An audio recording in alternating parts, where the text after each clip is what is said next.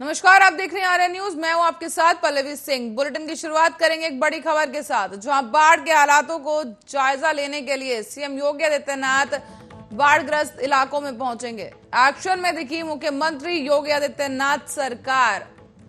बता दें कि आज बाढ़ग्रस्त इलाकों का दौरा करेंगे सीएम योगी आदित्यनाथ। लगातार ये दौरों का दौर जारी है और इसी दौरान अब पीड़ितों को मदद और अधिकारियों के साथ एक अहम बैठक भी सीएम योगी आदित्यनाथ यहां पर करने वाले हैं। साथ ही दोपहर 2 बजे वाराणसी के इलाकों का हवाई सर्वेक्षण करेंगे सीएम योगी। एक्शन में मुख्यमंत्री योगी आदित्यनाथ और लगातार बाढ़ग्रस्त एरियो का दौरा सीएम योगी कर रहे हैं और आज उन्हीं में से बाढ़ग्रस्त इलाकों में से एक इलाके का दौरा करने सीएम योगी आदित्यनाथ पहुंचेंगे। साथ ही पीड़ितों को मदद और अधिकारियों के साथ एक अहम बैठक भी की जाएगी।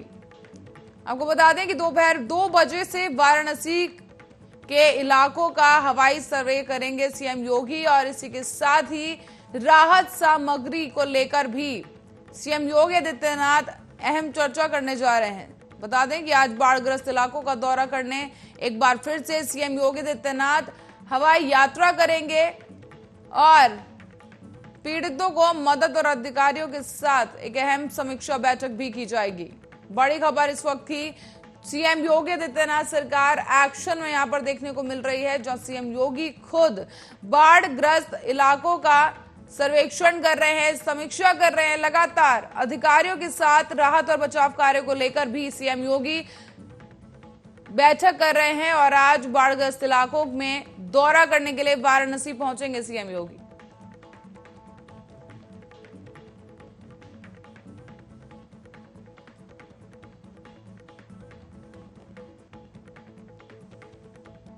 वहीं मध्य प्रदेश विधानसभा में बुधवार की शाम शोले फिल्म का गाना गूंज रहा था। ये दोस्ती हम नहीं छोड़ेंगे, छोड़ेंगे दम मगर तेरा साथ ना छोड़ेंगे। बता दें कि दोस्ती का ये गाना, आपको बताते चले कि ये दोस्ती का गाना सुनने मिला है मध्य प्रदेश के मुख्यमंत्री शिवराज सिंह चौहान के द्वारा की गई एक जनसभा में, जहां पर शिवराज सिंह चौहान और बीजेपी महासचिव कैलाश विजयवर्गीय मौजूद थे। मौका विधानसभा में आयोजित भुट्टा पार्टी का था और इस पार्टी के दौरान आयोजन में मध्य प्रदेश सरकार के मंत्री और विधायक शामिल हुए थे। बताते चलें कैलाश कल बहुत दिनों के बाद भोपाल आए थे और दिन भर कुछ ऐसे ही कार्यक्रमों में शामिल भी हुए। साथ ही आपको बता दें कई मंत्रियों से भी बात की और मुलाकात करने के बाद सीएम शिवराज सिंह चौहान से भी मिलने पहुंचे और इसी दौरान शाम को उनको अपनी भुट्टा पार्टी में आमंत्रित भी किया गया, जहां विधानसभा में हुई कैलाश जी की इस पार्टी में प्रदेश कांग्रेस के अध्यक्ष कमलनाथ के साथ साथ कांग्रेस के विधायक गोविंद सिंह और जीतू पटवारी भी पहुंचे। बताते चले इस दौरान कैलाश और शिवराज सिंह चौहान बीजेपी के पुराने नेता हैं और जिन्होंने अपना राजनीतिक सफर तकरीबन एक साथ ही शुरू किया था और आज जिस तरीके से दोनों नेता आमने सामने आए तो एक बार फिर से दोस्ती का गाना गूंजने लगा। ये दोनों पहले अखिल भारतीय विद्यार्थी परिषद और फिर युवा मोर्चा में एक साथ रहे। कैलाश विधायक बने तो शिवराज सांसद और बाद में शिवराज जब मुख्यमंत्री बने तो उनके मंत्रिमंडल में लंबे समय तक कैलाश जिम्मेदार विभागों वाले मंत्री बने रहे। मगर शिवराज का लंबा होता कार्यकाल उनके साथ नेताओं को खटकता रहा और इसी के साथ ही जब भी शिवराज को पद से हटाने की अटकलें चलती हैं तो कैलाश का उनके विकल्प के तौर पर सामने आना माना जाता है। मगर शिवराज लंबे समय के बाद पद पर बने हैं और कैलाश फिलहाल बीजेपी के महासचिव हैं। दोनों दोस्तों का ये मतभेद भुलाकर गाना लंबे समय तक चलता रहा और आपको बता दें कि अब ये गाना इन दोनों की दोस्ती पर याद रखा जाएगा।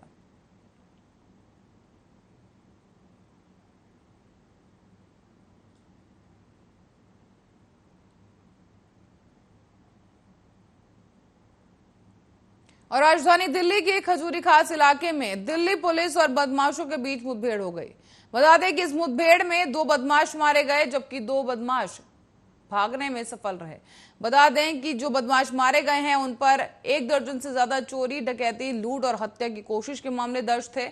मारे गए बदमाशों के नाम आमिर खान और रामजुन बताया जा रहा है। साथ ही पुलिस को खजूरी खास इलाके में इन दोनों ही बदमाशों के छिपे होने की खबर मिली थी। पुलिस ने इलाके की घेराबंदी की तो बदमाशों ने धमकी दी कि वो खुद को उड़ा देंगे। इसके बाद आसपास के लोगों को बचाने के लिए पुलिस को इन दोनों पर गोलियां चलानी पड़ी। मुठभेड़ के बाद घायल हालात में जब इन्हें अस्पताल ले जाया गया तो डॉक्टरों ने इन दोनों बदमाशों को मृत घोषित कर दिया। इन दोनों ही बदमाशों के मारे जाने से दिल्ली पुलिस को बड़ी कामयाबी मिली है, क्योंकि पुलिस को लंबे समय से इन दोनों बदमाशों की तलाश थी।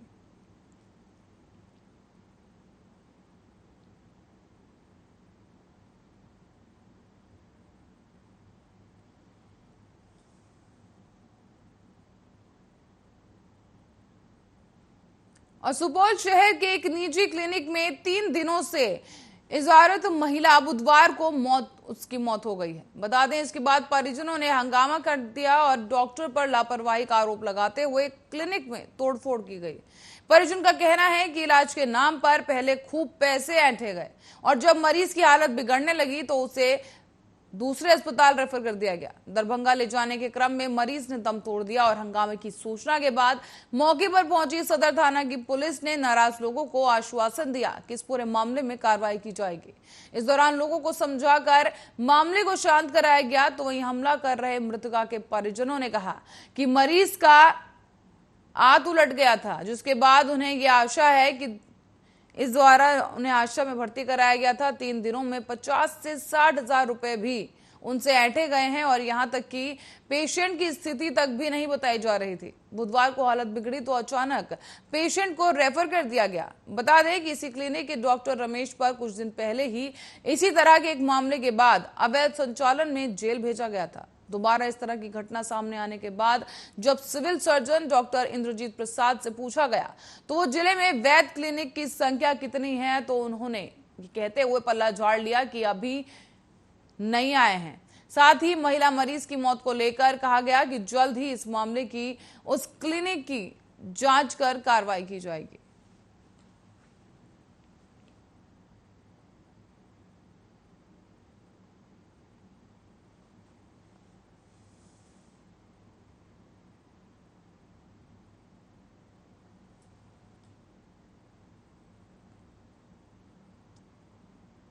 और देश में चल रहे टीकाकरण कार्यक्रम में अब और भी ज्यादा तेजी आएगी। सरकार जर्मनी की कंपनी फाइजर से वैक्सीन की करीब 5 करोड़ डोज खरीदने के लिए बातचीत कर रही है।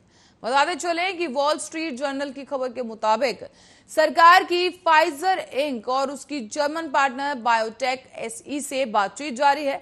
हालांकि फाइजर से टीके खरीदने को लेकर अब तक कंपनी या सरकार की ओर से कोई आधिकारिक बयान सामने नहीं आया है।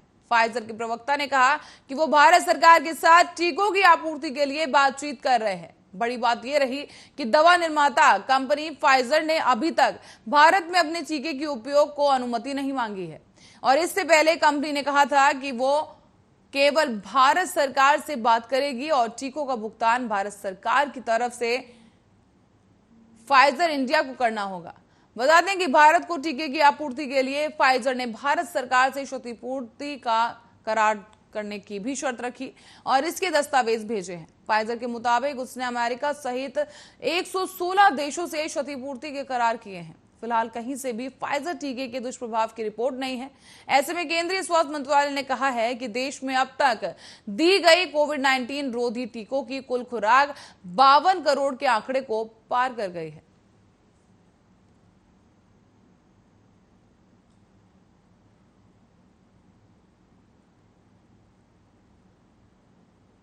और सुप्रीम कोर्ट के दूसरे सबसे सीनियर जज रोहिंटन फली नरीमन आज रिटायर हो रहे हैं। उन्होंने सपाट और अपनी बेबाक बोली के लिए उन्हें जाना जाता है और अपने पिछले 35 सालों की वकालत के दौरान वो 500 से ज्यादा सुप्रीम कोर्ट के निर्णयों को अपने खाते में दर्ज करा चुके हैं। जस्टिस रोहिंटन के तौर पर उन्होंने अपने 7 साल की सुप्रीम कोर्ट की सेवा में कई अहम फैसले सुनाए। सबरीमाला मंदिर 3 तलाक खत्म करने और आईटी एक्ट की धारा 66A को रद्द कराना, एलजीबीटी अधिकार, मणिपुर पुलिस मुठभेड़ में मारे गए लोगों की जांच करने जैसे कई ऐसे मामले हैं जिन पर उन्होंने फैसले सुनाए। जस्टिस रोहिंटन फली नरीमन की शुरुआती पढ़ाई मुंबई में हुई थी और उन्होंने दिल्ली यूनिवर्सिटी से पहले बीकॉम किया और फिर कानून की डिग्री हासिल की। साथ ही उन्होंने हार्वर्ड लॉ स्कूल से एलएलएम की पढ़ाई भी की है। रोहिंटन फली नरीमन को कांग्रेस नीति यूपीए सरकार ने 27 जुलाई 2011 को सॉलिसिटर जनरल नियुक्त किया था, लेकिन कुछ मतभेदों के चलते 4 फरवरी 2013 को उन्होंने अपने पद से इस्तीफा दे दिया था। इसके बाद 7 जुलाई 2014 को मोदी सरकार ने उन्हें सीनियर एडवोकेट के सीधे सुप्रीम कोर्ट में जज बनाने की मंजूरी दे दी।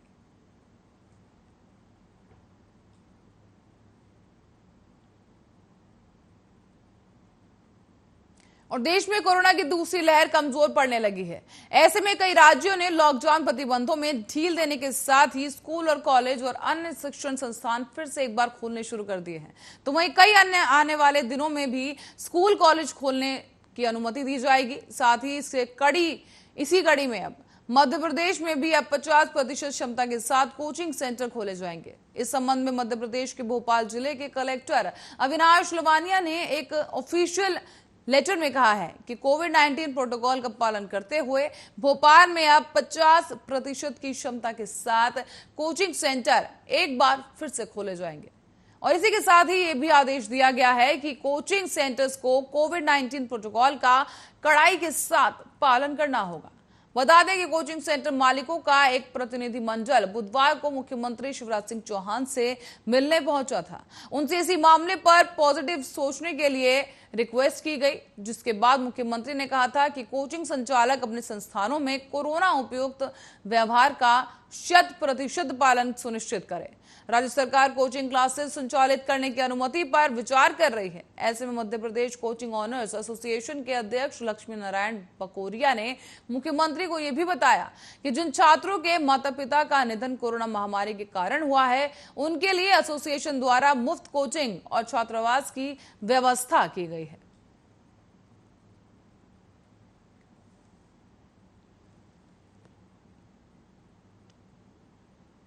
और दिल्ली की राजधानी दिल्ली एक बार फिर से एक शर्मनाक हरकत दिल्ली से सामने आई है, जहां एक 6 साल की बच्ची के साथ कथित रेप का मामला सामने आया।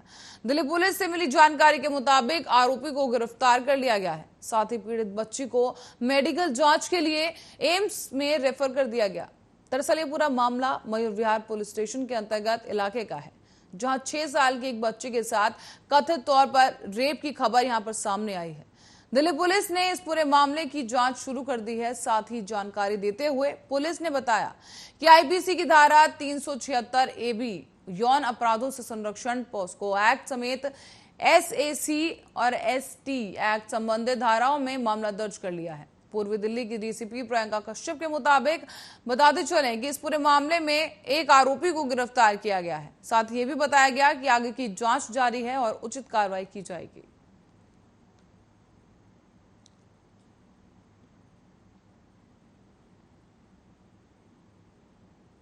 हिमाचल प्रदेश के किन्नौर जिले में बुधवार को एक बस और अन्य वाहनों के भूस्खलन से चपेट में आने की खबर सामने आई, जिसकी वजह से एक बड़ा दर्दनाक हादसा हो गया। किन्नौर लैंडस्लाइड में मरने वालों की संख्या में अब लगातार इजाफा हो रहा है। और बता दें कि अब तक इस हादसे में 13 लोगों की मौत हो चुकी है। साथ ही कई लोगों को बचा भी लिया गया है।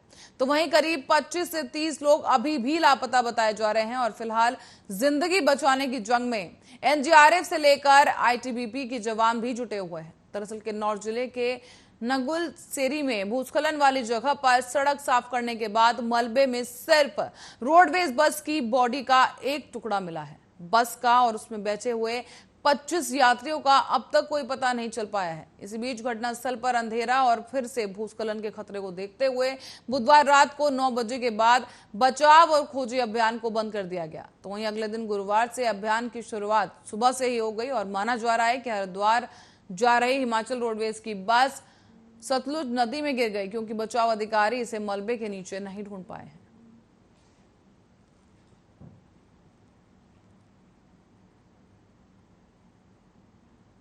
और यूपी के नोएडा जिले में एक युवक की हत्या का मामला सामने आया है। बता दें, बेखौफ बदमाशों ने एक युवक के ऊपर ताबड़तोड़ गोलियां चलाकर उसकी हत्या कर दी। युवक की हत्या के बाद गांव में बवाल देखने को मिला है।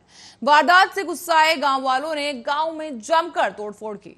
मौके पर पहुंची पुलिस ने लोगों को समझा बुझाकर शांत कराया। तो वहीं युवक की हत्या का मामला दादरी थाना इलाके के चक्रसेनपुर गांव का है। बुधवार शाम अज्ञात बदमाशों ने युवक की गोली मारकर हत्या कर दी। पुलिस ने इसकी जानकारी दी है और साथ ही पुलिस के अनुसार वारदात की वजह पुरानी रंजिश बताई जा रही है। इस घटना से उत्तेजित होकर ग्रामीणों ने गांव में तोड़फोड़ की। साथ ही पुलिस उपायुक्त अभिषेक ने यह भी बताया है कि थाना दादरी क्षेत्र के गांव चक्रसेनपुर में रहने वाले अमित के ऊपर बुधवार को शाम को बाइक सवार अज्ञात बदमाशों ने ताबड़तोड़ फायरिंग कर दी। साथ ही भी बताया गया कि अमित के शरीर में 3 गोलियां लगी हैं। गंभीर हालत में उसे ग्रेटर नोएडा के एक अस्पताल में भर्ती कराया गया, जहां डॉक्टरों ने उसे मृत घोषित कर दिया है। साथ ही ये भी बताया गया है कि अमित के ऊपर पहले भी जानलेवा हमला हो चुका है और ऐसे में पुलिस ने फिलहाल मामला दर्ज कर जांच शुरू कर दी है।